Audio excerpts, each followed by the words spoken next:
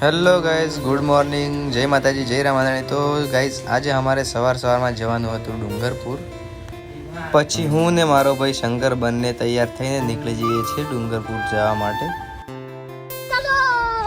ત્યાંથી થોડા જ સમય બાદ અમે પહોંચી ગયા હતા સિમલવાડા, અને સવારમાં બજાર પણ ખોલ્યું હતું નહીં, એટલે અમે ત્યાંથી આગળ વધીએ છીએ અને અમે પહોંચી જઈએ છીએ ધંબોળા।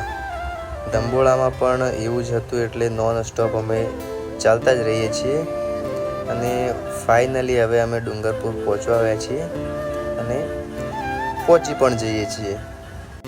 તો ગાઈઝ ફાઇનલી હું અને શંકર બંને ડુંગરપુરમાં પહોંચી ગયા છીએ। તો ગાઈઝ વિડીયોના લાસ્ટ એન્ડ સુધી બન્યા રહેજો। ત્યાંથી પહોંચીને અમે ગયા ફરવા। તો અહીંયા લખેલું હતું આઈ લવ ડુંગરપુર, જોઈને પણ મજા આવી, કેમ કે મસ્ત લખેલું હતું, સરસ। અને ત્યાંથી આગળ વધ્યા તો અહીંયા પાણીમાં બનાવેલી હતી મહાદેવની મૂર્તિ। પેલી બાજુના કંઈક હતા મહેલો રાજાના ત્યારના જૂના, અને ત્યાંથી અમે આ બાજુ કંઈક મંદિરો છે અને ઉપર જવાનું છે અમારે ફતેકડી પર। તો ચલો આપણે ઉપર મળીએ।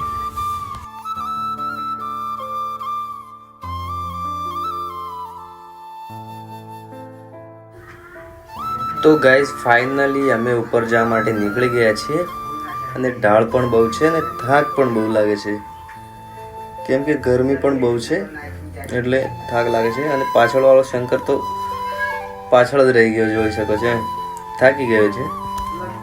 તો ચલો ઉપર જઈએ, ઉપર મજા આવશે તમને જોવાની। અને ફાઇનલી આપણે ઉપર પહોંચી ગયા છીએ, જોઈ શકો છો તમે। અહીંયા કંઈક જોવાની અલગ મજા છે, જોઈ શકો છો તમે। તોપ છે અહીંયા બનાવેલી, અને ઉપરથી નીચેનો નજારો કંઈક આવો છે, જોઈ શકો છો। ડુંગરપુર આખું બજાર નીચે ઉપરથી દેખાય છે, નીચેનું જોઈ શકો છો। અને ઉપર એક મંદિર પર આવેલું છે, શેનું છે ખબર નહીં, આપણે પાછળથી તમને બતાવીશું જોઈને।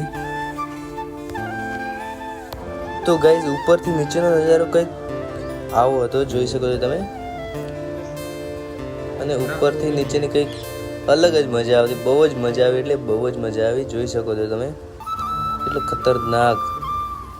અને ગાઈઝ તમે પણ અહીંયા આવ્યા હોય તો કોમેન્ટ કરીને જરૂરથી જણાવજો।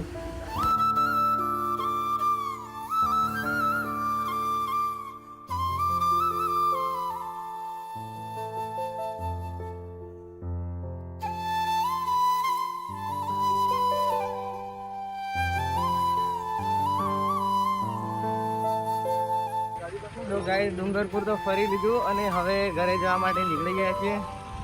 તો ચલો મળીએ નવા વિડીયોમાં, ત્યાં સુધી બાય બાય।